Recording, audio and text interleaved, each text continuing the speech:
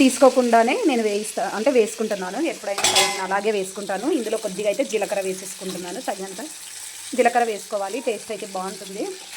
Part 1 వీడియోనైతే నేను కింద అప్లోడ్ చేశానండి. నేను కింద డిస్క్రిప్షన్లో నేను లింక్ ఇస్తాను, మీరు కింద చూసేయండి. ఇక ఈ విధంగానైతే సపరేట్ అయితే అయిపోవాలి. మీరు చూస్తున్నారు కదండి, మీకు అర్థమైపోతుంది. ఇదిగో ఇలా కొంచెం ఇలా వేగినట్టుగా సపరేట్ అయిపోతుంది అన్నమాట. ఇక్కడ చూస్తున్నారు కదా, టమాటాది సపరేట్ వచ్చేస్తుంది. ఇక వీటిని అయితే మనం తీసేసేయాలి. ఇక్కడ చూసేయండి, ఇందులో వేసేసుకున్నాను. ఇదైతే మొత్తం చల్లారిపోవాలండి. చల్లారిపోయిన తర్వాతనే ఏదైనా వేయాలి. ఇక మనం ఇందులో పుదీనా వేసేసుకున్నాం. పుదీనా ఇప్పుడు ఇంత చూపిస్తుంది కదా, ఇంతే అవుతుందండి. మీరు చూడండి, ఎందుకంటే పుదీనాలో వాటర్ క్వాంటిటీ చాలా ఉంటుంది. వాటర్ అయితే ఎక్కువగా ఉంటాయి కాబట్టి అది చాలా తక్కువగా అవుతుంది అన్నమాట. పుదీనా చూస్తున్నారు కదా, కలుపుతూ ఉండగానే ఎలా తగ్గిపోయిందో, ఇంకా తగ్గిపోతుంది. ఇందులో వాటర్ అంతా బయటికి రిలీజ్ అవ్వాలి. చూడండి, దీన్నైతే ఇక గ్రైండర్ పట్టుకోవాలి.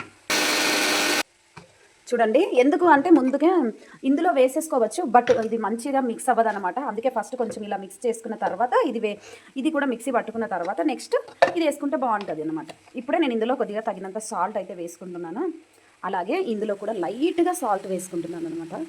కొంచెం సాల్ట్ వేసుకుంటే కొంచెం త్వరగా వాటర్ అయితే బయటకు వచ్చేస్తాయి. చూడండి, నేను చెప్పాను కదా, సాల్ట్ వేసాక ఇక వాటర్ అనేవి ఎలా రిలీజ్ అవుతున్నాయో చూడండి. చాలండి, మరి ఎక్కువగా కూడా వేయించాల్సిన అవసరం ఏం లేదు. ఇక దీన్ని అయితే మనము తీసేసుకొని ఇక ఇదంతా కూడా మిక్సీ చేసేసుకున్నాము. ఇక స్టవ్ అయితే ఆఫ్ చేసుకుంటున్నాను. ఇప్పుడు దీంట్లోకి ఇది కూడా వేసేసుకున్నాము. ఇదంతా ఒకసారి గ్రైండర్ పట్టేసుకున్నాము.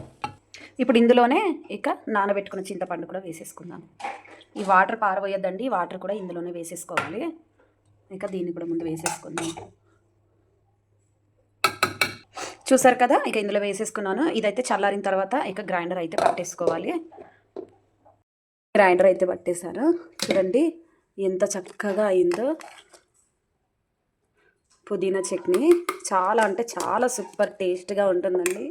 ఇదైతే దోశలకు కానీ, ఇడ్లీలకు సైడ్కి కానీ, వేడి వేడి రైస్లో కానీ చాలా అంటే చాలా సూపర్గా ఉంటుంది. మీరు కూడా ఇలా ట్రై చేయండి. చూడండి.